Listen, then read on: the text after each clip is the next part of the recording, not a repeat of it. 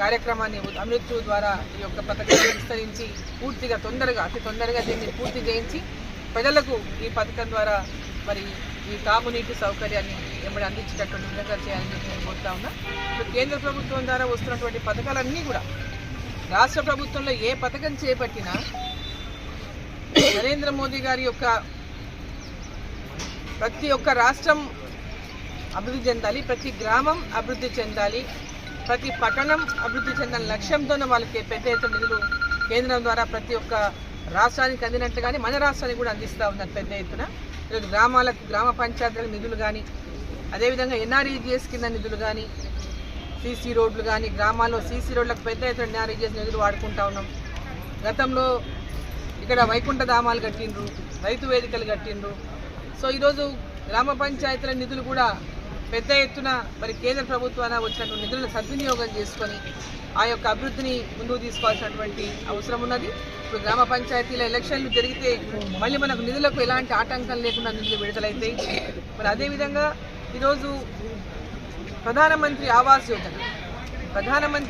యోజన కింద పెద్ద ఎత్తున ఇళ్లని కేంద్ర ప్రభుత్వం ఈరోజు శాంక్షన్ చేస్తూ ఉంది. అదేవిధంగా మన రాష్ట్రానికి కూడా పెద్ద ఎత్తున పేదవాళ్ళకి ఇల్లు లేనటువంటి నిరుపేదలకు అందరికీ కూడా ఇళ్లను శాంక్షన్ చేసింది. మరి దీంట్లో నిరుపేదలందరికీ కూడా ఇళ్లను అందించేటటువంటి విధంగా మరి రాష్ట్ర ప్రభుత్వం ముఖ్యంగా ఏంటంటే ఇందిరమ్మ ఇళ్లను పేరు పెట్టినారు.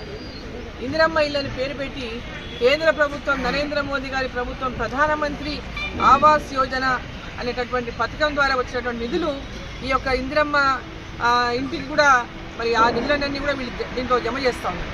అంటే ఒక కేంద్ర ప్రభుత్వం ఈ నిధులను కూడా దీనికి జమ చేసి ఆ పేరు పెట్టడం అనేది సమంజసం కాదు.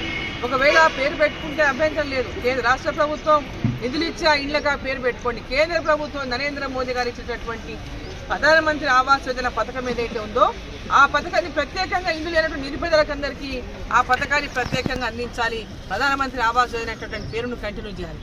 ఇందిరమ్మ ఇళ్ళని పేరు పెట్టి కేంద్ర ప్రభుత్వం నిధులు దీన్ని కలిపి ఇది గ్రామాల లోపల మరి ఒక అంటే మేమే చేస్తున్నామనేటటువంటి, ఎందుకంటే రెండు రాష్ట్రాల యొక్క కేంద్ర ప్రభుత్వం యొక్క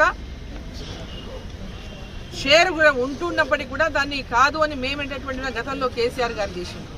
మరి ఇప్పుడు ఉన్నటువంటి ప్రభుత్వం ఆ విధమైనటువంటి అంటే అపోహలు ప్రజల లోపల ఇదేదో కేంద్ర ప్రభుత్వం ఏం లేదు మొత్తం మేమే చేస్తున్నట్టు అపోహ కలిగించకుండా ప్రధానమంత్రి ఆవాస్ యోజన ఇండ్లు పేదవాళ్ల కోసం ఏదైతే కేంద్ర ప్రభుత్వం ఇవాళ ఇస్తుందో ఆ పథకాన్ని ప్రత్యేకంగా అలాగేదన్నా కొనసాగించండి. లేదా ఇందిరమ్మ ఇల్లు అనేటటువంటిది పేరైతే మీరు పెట్టుకుంటున్నా సమంజసం కాదు, దానికి ఏ విధంగా పేరు మారుస్తారో పేరైనా మార్చండి.